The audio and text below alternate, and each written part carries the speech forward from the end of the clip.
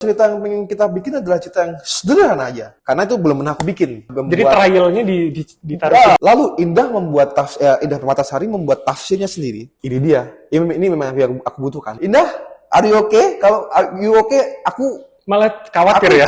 Aku cek file, aku next shot. Butuhkan adalah ekspresi jenuhnya dia.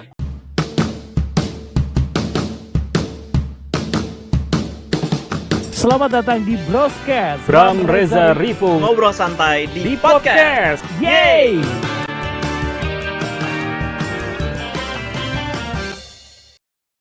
Balik lagi di Broscast, kali ini bareng gue Bram Herlambang, dan kita melanjutkan episode yang sebelumnya. Kalau sebelumnya dengan 3 bintang, cewek-cewek semua menceritakan soal film Sakaratul Maut. Sekarang saya akan ngomong sama yang nulis dan yang kemudian sutradara tuh man behind gun apa man behind monitor? Lebih tepatnya. Dua-duanya. Mas Sidarta Tata, selamat datang. Halo. Terima kasih menyempatkan waktu luar biasa. Siap. Dari Jogja ke Jakarta, pas lagi di Jakarta ya. Pas lagi di Jakarta. Pas emang, lagi betul di kan. Jakarta. Tapi artinya ini nggak sih, mobile itu hal yang sulit nggak di film-film ini akhirnya menyempatkan waktu setiap film harus ke Jakarta dan segala macam? Enggak sih, itu konsekuensi sih, karena sebenarnya aku kan memang pernah stay di Jakarta lumayan lama nih di tahun-tahun 2010 sampai 2013 gitu, dan memang dari situ tuh akhirnya aku kayak nggak bisa deh, emang tinggal di Jogja tuh kayak emang atmosfernya nggak cocok tuh buat aku gitu. Jadi kayak ya udah aku memutuskan untuk tetap tinggal di Jogja aja gitu. Jadi segala macam konsekuensi untuk harus bolak-balik ya itu emang udah jadi resiko sejak aku udah memutuskan untuk tinggal di Jogja sebenarnya. Oke. Gitu. Jadi ya Jogja Jakarta kayak Jogja Bantul lah kira-kira. Cuma tinggal wira-wiri doang gitu udah. Pada satu gitu. provinsi tuh ya, Jogja Bantul. Betul. Oke. Yeah. Menarik. Mas, untuk yang project ini film keempat Mas, Sakaratul Maut gitu ya. Betul. Saya nggak tahu, untuk kemudian sebelum-sebelumnya saya lihat Mas cukup mencoba memasukkan banyak message penting gitu ya. Nah, seberapa kemudian itu di Sakaratul Maut penonton setia seorang Sidarta Tata itu akan juga bisa merecall ini signature-nya Mas gitu. Sorry, boleh ditekankan nggak message pentingnya nggak sih seperti apa? Aku sebenarnya malah justru kurang menyadari itu soalnya. Misalkan ikatan pertemanan, bagaimana kerjasama, terus kemudian ternyata kalau waktu maghrib tuh anak-anak kecil yang malah menjadi hero di akhir cerita gitu loh. Ini akan begitukah? Gitu? Oh, kalau soal story value, hal-hal seperti itu pasti harus ada di setiap cerita yang aku bikin gitu. Intinya kan ketika kita membuat sebuah film itu kita sedang coba untuk menampilkan hal-hal yang dekat dan bersentuhan dengan masyarakat sebenarnya. Hal-hal seperti apa sih yang memang terjadi di masyarakat, soal situasi di dalam keluarga, pastinya juga ya soal kemudian situasi soal persahabatan, pertemanan, konflik atau hantu lah, cerita-cerita gosip soal tempat yang angker segala macam. Itu kan sesuatu yang memang dikenal sama masyarakat kan, soal gosip gitu-gitulah. Itu kan relevansi ya artinya. Relevan sama masyarakat gitu. Artinya memang aku selalu mencoba untuk mengupayakan bahwa elemen-elemen itu harus muncul dari setiap film yang aku bikin. Karena memang aku tuh selalu bergerak untuk membuat cerita itu berdasarkan dari cerita-cerita yang dekat sama aku sebenarnya. Gitu. Menarik. Sama dikoreksi juga mungkin Sakaratul Maut itu aku nggak nulis, tapi aku di sini mendevelop gitu. Jadi penulisnya ada Aga Syahkarim, Khalid Khashoggi sama Bayu Kurnia. Gitu. Tapi kemudian kami memang selalu bertukar ide untuk membuat jadinya naskahnya jadi solid. Gitu. Di draft keberapa akhirnya itu Mas terima dan ikut mendevelop itu Mas? Aku justru dari nol. Jadi dari nol banget tuh kita mendevelop sampai kita jadi satu sinopsis yang solid gitu. Tapi begitu kemudian masuk ke naskah, aku malah justru nggak terlibat sama sekali sebenarnya. Karena dari sejak kemudian kita ngedevelop dari sinopsis sampai ke scene plot, itu tuh semua udah nyaris perfect gitu loh. Maksudnya itu semua udah kayak beda kalau sama waktu maghrib. Di waktu maghrib aku bener-bener ikut campur tangan menulis karena memang karena kita kerja pertama kalinya gitu. Jadi gatel pengen detailnya ya. Mas Ogi, Mas Aga tuh masih meraba-raba pikiranku dan aku masih meraba-raba pikirannya mereka juga gitu. Nah, sehingga begitu kemudian kita udah mendapatkan chemistry, jadi kayak di project kedua kami di Sakaratul Maut itu kayak kami udah kawin aja. Jadi mereka udah ngerti apa yang aku pengen bikin dan aku juga udah gitu betul ya. Dan aku juga udah ngerti bagaimana cara mereka menulis dan bagaimana cara mereka memformulasikan cerita. Nah, dari treatment yang udah aku bayangkan, aku kasih tahu ke mereka, mereka merespon dengan baik dan akhirnya begitu kita baca tuh kayak wah ini udah solid banget. Jadi aku kayak nggak perlu lagi untuk menulis gitu. Selanjutnya kayak soal treatmentnya misalnya kalau kita bicara horor itu kan yang pasti susah adalah membuat treatment horornya kan. Nah itu hal-hal yang kemudian hanya aku kondisikan dan aku lakukan ketika di lapangan gitu. Tapi secara dasar sih secara tulisan mereka udah benar-benar solid banget buat. Jadi kalau aku mengerjakan bilang Mas, tapi kan itu kan blueprint, artinya Mas ikut ngadu adonan di situ, cuman dicetakannya kan tidak, artinya begitu dong? Iya dong, iya. Karena sebenarnya kalau ngomongin Sakaratul Maut soal ide dasarnya, gagasannya adalah itu dari cerita nyata yang terjadi gitu. Jadi maksudnya kalau di dalam lingkup keluargaku pernah ada kasus seperti itu. Gitu. Sehingga pemantik ide pertama yang muncul di sana adalah, nih loh, aku tuh dulu pernah punya cerita yang buyutku gini. Wah, terus akhirnya mereka nyambung, wah menarik ya. Nah dari situ kemudian mulai berkembang, akhirnya mereka membuat sinopsis dasar, gitu kan. Nah sinopsis besar dari Sakaratul Maut ini udah muncul dan begitu aku baca, wah ini menarik banget nih. Ya, lalu kemudian aku tinggal menginjek. Gimana kalau misalnya kemudian ini kita bikin kesini, ini belokannya. Ya, jadi kita coba bikin alurnya, kita bikin bagaimana karakternya bergerak, bagaimana treatmentnya itu. Jadi kita diskusikan dengan sangat panjang itu di awal. Sehingga ketika kemudian kita udah selesai dengan diskusi panjang lebar, begitu masuk ke penulisan, ya itulah blueprint yang sudah. Penulisan tuh hanya breakdown dari ide awal itu kan? Iya, tentu saja. Makanya begitu kemudian udah jadi sebuah tulisan sinopsis, scene plot hingga naskah itu jadi blueprint kami setelah kami punya diskusi panjang di awal. Gitu sih itu yang jadi ya karena kami sudah kawin aja gitu.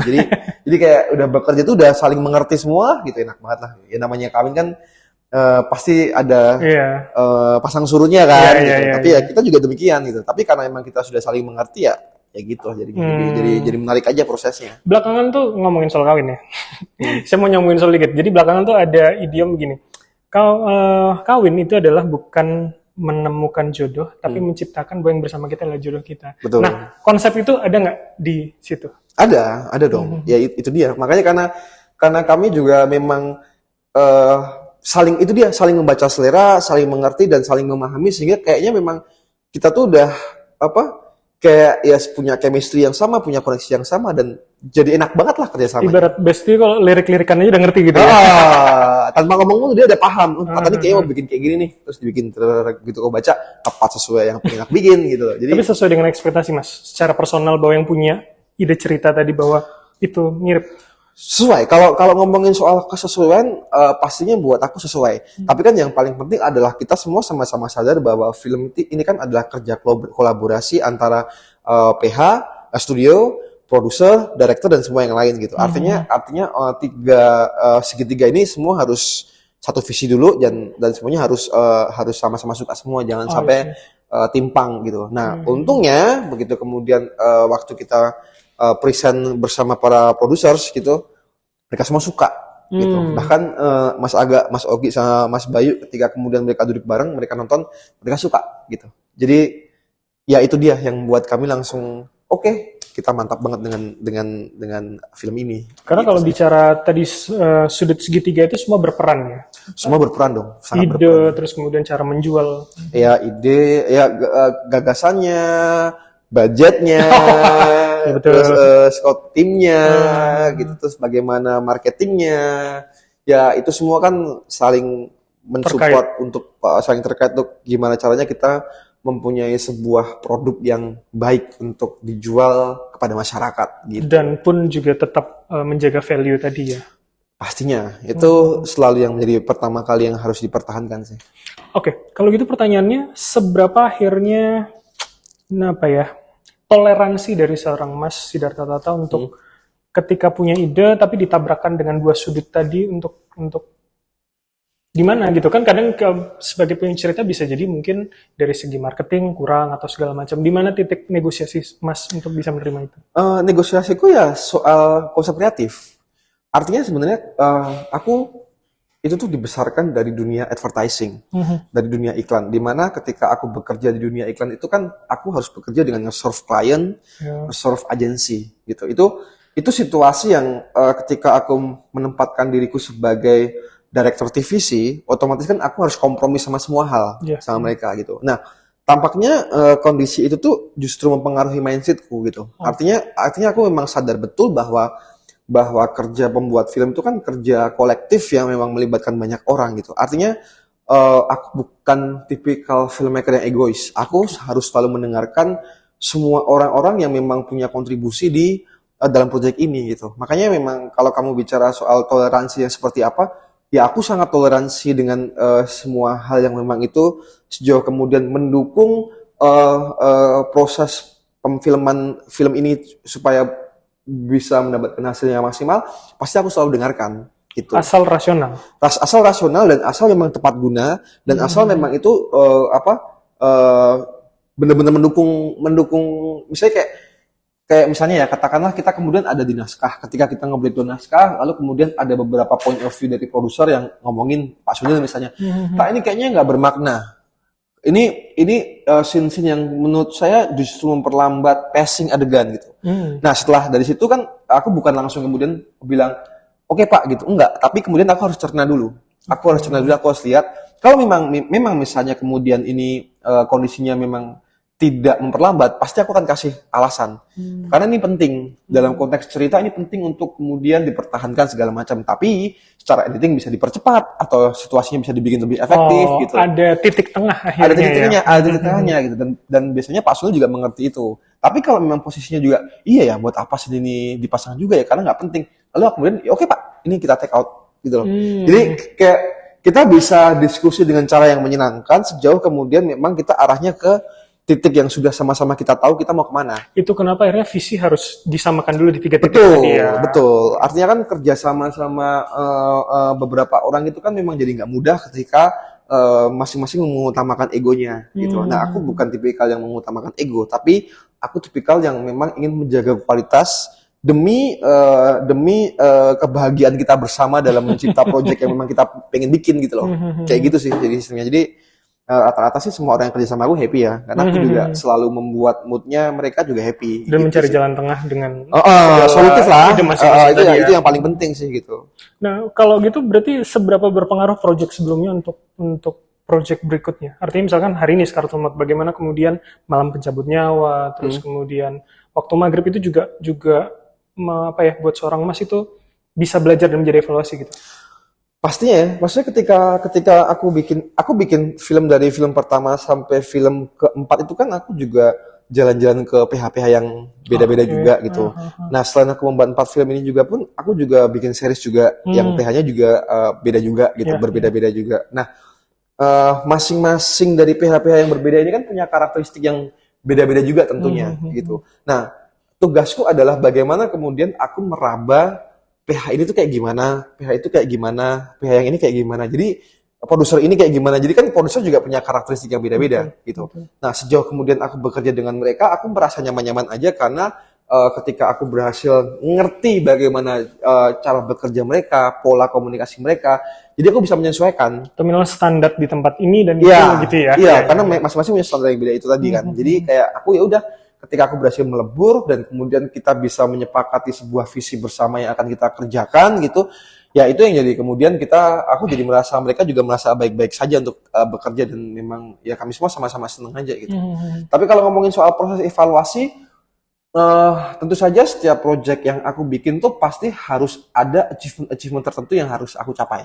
Oke. Gitu. Artinya aku juga nggak mau benar-benar hanya Mengulang. berjalan di tempat mengulang hal yang sama, aku nggak mau gitu. Artinya misalnya kalau di film pertama aku bikin Waktu Maghrib gitu, oke, di film kedua aku bikin Ali Topan, aku harus ngapain nih, aku harus punya capaian seperti apa lagi nih dari Topan nih. Oke, apa Gitu. standar seorang Siddhartha Tata? Apakah kemudian hanya capaian penonton atau berbeda genre? Ada yang kemudian begitu kan? Ada yang Mas apa yang Beda dong. Kalau ngomongin soal Waktu Maghrib itu pertama adalah capaian soal treatment. Karena itu film horor pertamaku. Aku tertantang untuk membuat scene horor yang baik, yang tidak murahan, tetap menjaga soal esensi keseramannya, gitu. Itu yang aku pelajari banget, gitu. Lalu kemudian ketika aku berjalan dan bonusnya box office, ya kan? Itu jadi sesuatu yang, aduh, box office lagi nih, aku harus ngapain lagi setelah Tapi ini? beban nggak itu Mas buat Mas? Awalnya beban. Jadi maksudnya berikutnya harus lebih atau Nah, itu dia. overthinking Awalnya overthinking banget gitu. Oke. Gila nih abis ini setelah film Waktu Maghrib bisa laku 2,4 juta penonton, terus aku harus bikin apa? Aku harus bikin angka berapa lagi di film kedua aku gitu. Yang awalnya kayak gitu. Cuman karena kemudian aku ya sekali lagi aku ketemu sama produser, temen, banyak orang yang udah deh kamu tuh nggak usah mikirin kayak gitu. Maksudnya kamu kalau mau berkarya aja. Yang penting kamu tetap berpikir apa yang pengen kamu ciptain itu tetap menjaga kualitas dan menjaga sesuatu yang memang pengen kamu pertahankan gitu.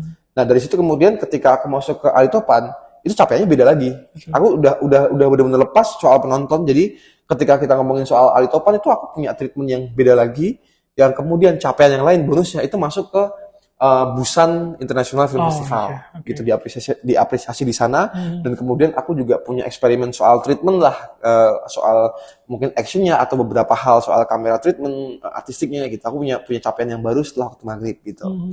Nah lalu setelah kemudian masuk ke film ketiga aku juga punya capaian yang beda lagi gitu. Ketika kemudian aku dikasih horor lagi aku nggak mau dong mengulang Waktu Maghrib. Aku harus punya capaian yang lain gitu yang harus naikin soal level kualitas membuat value horornya, value artistiknya, value gambarnya dan semuanya tuh harus aku bikin beda lagi dari apa yang aku pernah bikin sebelumnya gitu. Nah, dan kemudian setelah itu aku bikin, ya ternyata aku punya capaian yang benar-benar wah ini beda jauh sama apa yang aku bikin di Waktu Maghrib gitu, dan juga di Alitopan gitu. Nah itu juga kemarin kan masuk ke BIFAN kan, Bucheon International Fantastic Film Festival gitu. Nah artinya setelah itu kemudian aku juga pengen coba untuk bikin yang baru lagi ketika masuk ke Sakatul Maut lagi gitu. Nah, khusus di Sakatul Maut ini sebenarnya memang ada sedikit irisan yang agak lebih kurang lebih hampir sama kayak di Waktu Maghrib. Tapi memang di Sakatul Maut ini aku juga punya beberapa eksperimen soal membuat treatment horornya, membuat suspense-nya, membuat bagaimana ini bisa menjadi sesuatu yang punya shocking moment yang akan jadi monumental untuk selalu diingat-ingat sama orang-orang gitu. Nah, kayak gitu-gitunya tuh aku coba mencari eksperimen baru yang itu aku temukan di Sakatul Maut gitu. Artinya capaiannya itu tuh bentuknya bisa beda-beda gitu. Capaian penonton, capaian mungkin di festival ataupun capaian treatment horor itu tuh masing-masing punya beda-beda, tapi yang jelas nggak boleh sama sih. Tapi itu sudah ditentukan di awal atau yang ngalir aja ketika itu potensinya terbuka, misalkan pada film kedua dan ketiga ternyata beda dari pertama, yaudah saya akan maksimalkan ke sana misalkan. Mas di yang mana? Bisa dua-duanya. Oke. Bisa dua-duanya. Jadi ketika kadang-kadang kalau misalnya membaca naskah atau membaca konsep cerita gitu kayak oke, aku sudah bertekad untuk pengen membuat ini menjadi sesuatu yang beda gitu. Makanya kayak di Malam Mencabut Nyawa tuh dari awal kita ngedevelop ini udah harus high end gitu. Nah, cuman kalau di Sakatul Maut kan beda kasus karena memang kita pengen bikin adalah ini ide gagasan sederhana yang muncul dari cerita-cerita keluarga, tetangga, orang-orang yang memang sifatnya di kampung-kampung gitu. Jadi kayak oke, ini sesuatu yang grounded nih. Artinya ketika kita bicara sesuatu yang grounded berarti kan irisannya sama kayak di filmku di Waktu Maghrib. Sesuatu yang sangat grounded di kampung-kampung juga gitu. Nah, upaya apa ya yang bisa aku lakukan untuk membuat treatment baru, untuk membuat capaian baru, walaupun kemudian temanya hampir mirip, misalnya gitu, sama-sama ngomongin soal horor rakyat kan, gitu. Nah, tapi kan kalau kita bicara soal Sakatul Maut, ini lebih ke soal persoalan yang ada dalam konflik internal keluarga. Betul. Gitu. Nah, ketika kemudian kita sudah menyepakati soal naskah, lalu waktu kita hunting lokasi, reki, kita lihat ruangnya, dari situ kemudian ide untuk menciptakan sesuatu yang baru tuh muncul baru. Oke. Gitu. Jadi sambil jalan tapi. Sambil jalan gitu. Jadi begitu aku ngeliat ruangnya, rumahnya tuh bisa diginiin ya. Kita bisa bikin sesuatu yang aneh nih. Kita bisa punya treatment kamera yang beda nih. Kita bisa mainan ruang yang kemudian dibikin ya nanti akan kamu lihat sendiri. Seberapa itu jadi jaminan buat penonton bahwa Sakatul Maut menjadi banyak suguhan baru dari Mas? Seberapa gambarkah misalkan kayak Mas tadi ngomong dari rumah dan segala macam, seberapa itu menjadi jaminan bahwa orang nonton, gue penggemar Siddhartha, terus gue mau nonton lagi tapi gue dapet hal baru nih gitu. Ya, intinya kalau kamu nonton Sakatul Maut kamu tidak akan mendapatkan hal yang pernah aku bikin di film-film sebelumnya. Oke. Gitu. Jadi akan ada keseruan yang baru, akan ada format bentukan cerita-cerita yang drama yang baru di dalam keluarga. Jadi semuanya akan fresh dari apa yang aku bikin di Sakatul Maut ini. Oke, tidak akan mengulang formulasi ya. Mas bicara soal itu berarti kan multi-layer problem ya. Artinya kita fokus di Sacred Mode. Kemarin aku wawancara 3 pemain gitu. Mereka menceritakan soal yaitu bapaknya yang kesulitan, Pak Wiryo yang kesulitan meninggal, di trailer tuh ada, terus konflik keluarga. Nah, itu mana dulu yang ditemukan, atau kemudian mana dulu yang kemudian diselipkan di atas problem yang lain? Sebenarnya kalau kita bicara soal Pak Wiryo yang kesusahan untuk meninggal, itu tuh adalah premis utama cerita. Oke, Gitu yang ya. Mas bilang dari keluarga dan Itu kan lingkungan. gagasan dasar kan, gagasan dasar cerita tentang seseorang yang bukan orang jahat, dia malah cenderung orang baik, orang memang hidup sebagai masyarakat yang normal, yang hanya memang karena keterdesakan situasi. Karena kalau kita bicara soal pengalaman nyata yang buyutku itu pada saat zaman penjajahan Jepang, dia harus terpaksa punya ilmu kayak gitu tujuannya untuk bala keselamatan. Oke. Nah itu kan kemudian dilakukan kan. Biasa kalau ngomongin orang-orang Jawa pada zaman dahulu memang punya ilmu-ilmu itu sesuatu yang memang sudah biasa terjadi gitu. Hanya cuman kan yang tidak pernah dipikirkan mungkin ya itu karena pada saat proses mau meninggal kan jadi susah Betul. gitu. Nah, core utamanya dari Sakatul Maut adalah itu dulu gitu. Setelah kita punya itu istilahnya rules of the game kita gitu. Itu konsep dasar kita, rule of the game seperti ini. Nah, lalu ketika kemudian kita sudah punya dasaran seperti ini, kita udah punya nanti pangkalnya dari apa, caranya dia untuk keluar gimana, bagaimana kemudian isiannya itu akan berpindah ke siapa, akan gimana-gimananya. Nah, setelah kita mempunyai itu, baru kita susun ceritanya. Oh, oke. Gitu. Ini ceritanya mau gimana? Kalau kita sudah punya objeknya, kita itu mau gimana? Nah, dari situ kemudian kita mulai memutar otak untuk menciptakan cerita.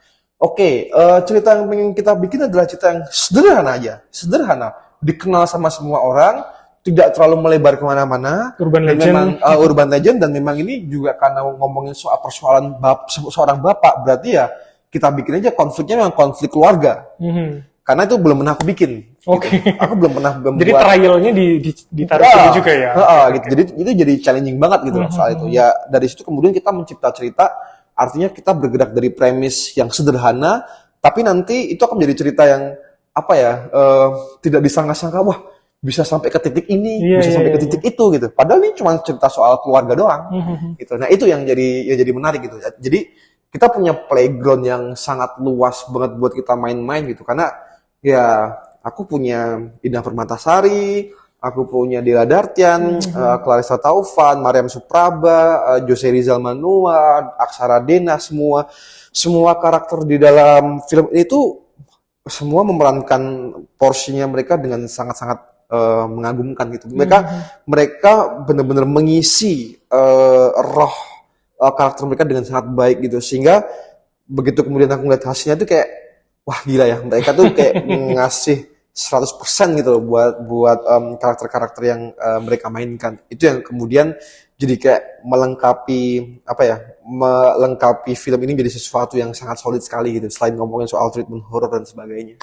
Nah, gimana cara Mas Tata menyampaikan visi dalam kepala itu kepada orang lain? Artinya kan ya bisa saja, misal kita berdua aja nih, Mas ngomong ke aku tapi tafsirku beda misalkan sama apa yang kita bicarakan. Nah, gimana supaya sama maksudku?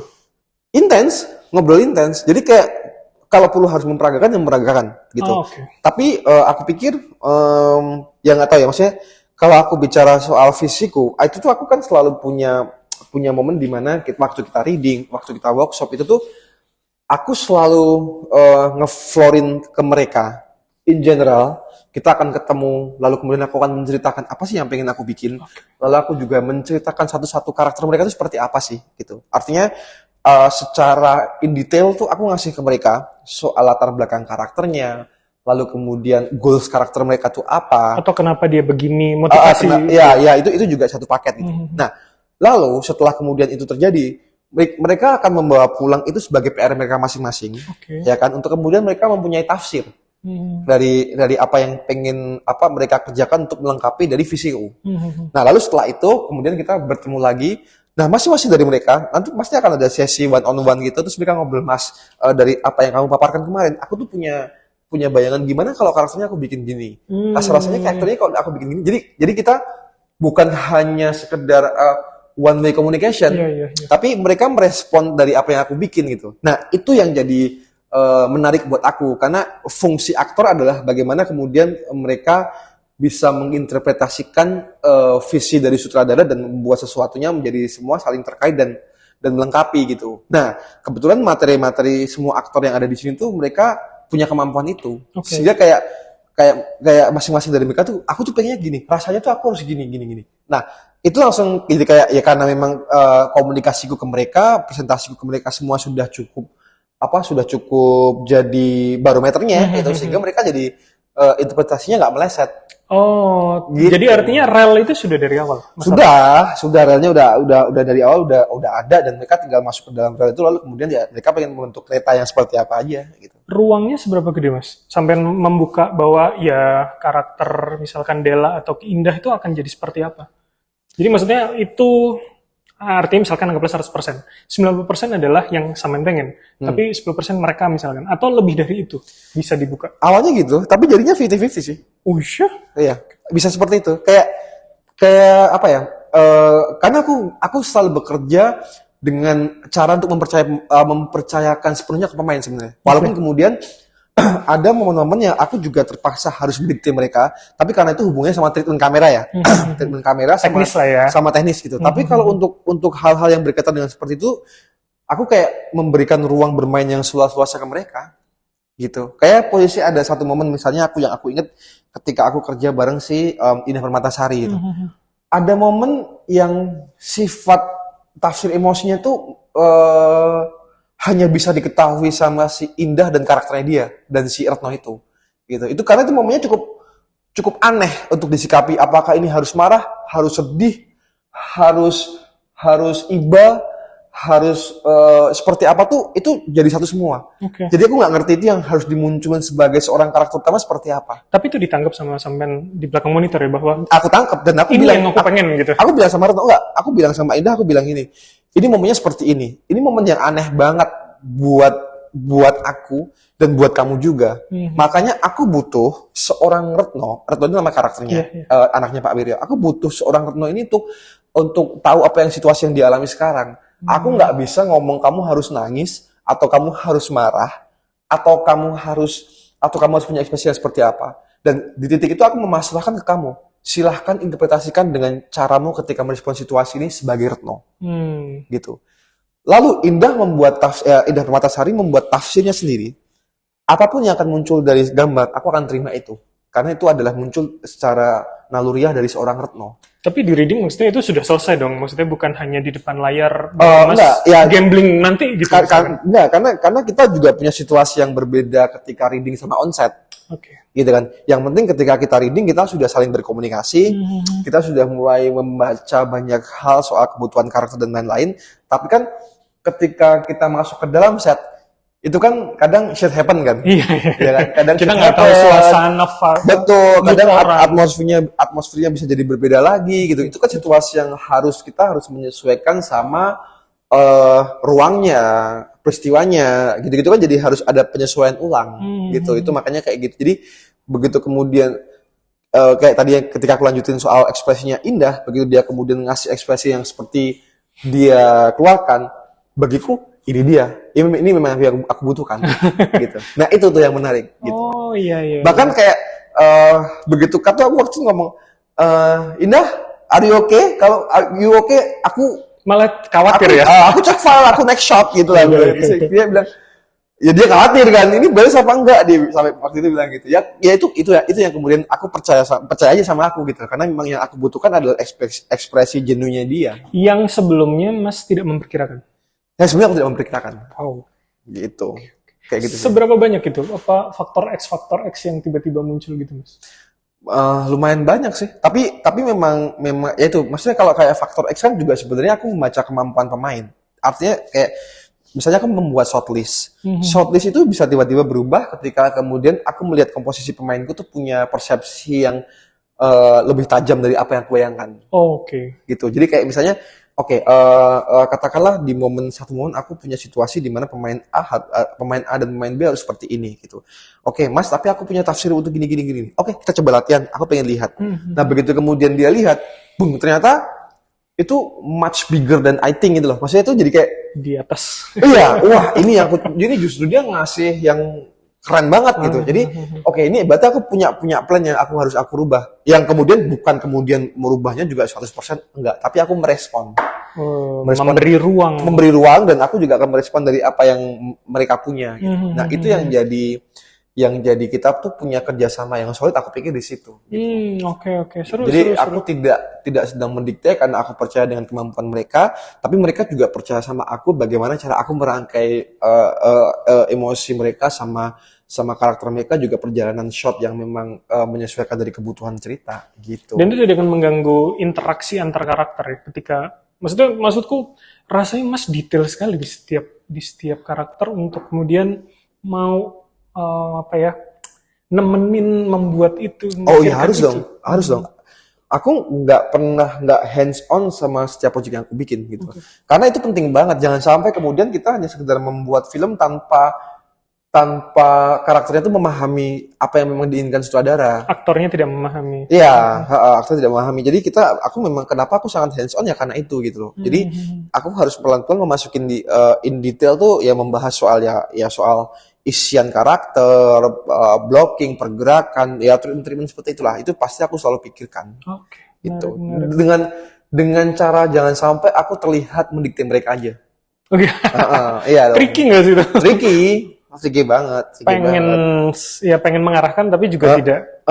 Ya kadang-kadang kan ada hal yang ini momennya tuh mereka tuh kayak nggak tepat untuk didikte, tapi situasi shotku tuh harus kayak gini. Jadi kayak aku cari cara, ini kamu bagusnya gini. Pun sampean harus membaca mood orang itu ya. Oh iya, tapi on set atau. Tapi syuting kami itu selalu tidak pernah ada mood yang tidak bagus. Gitu. Kami selalu syuting dengan bahagia. Tanya aja sama aktor-aktor gitu.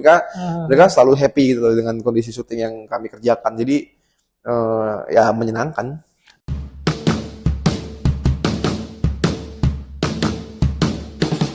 Selamat datang di Broscast. Bram Reza Rifu Ngobrol santai di podcast. Yeay!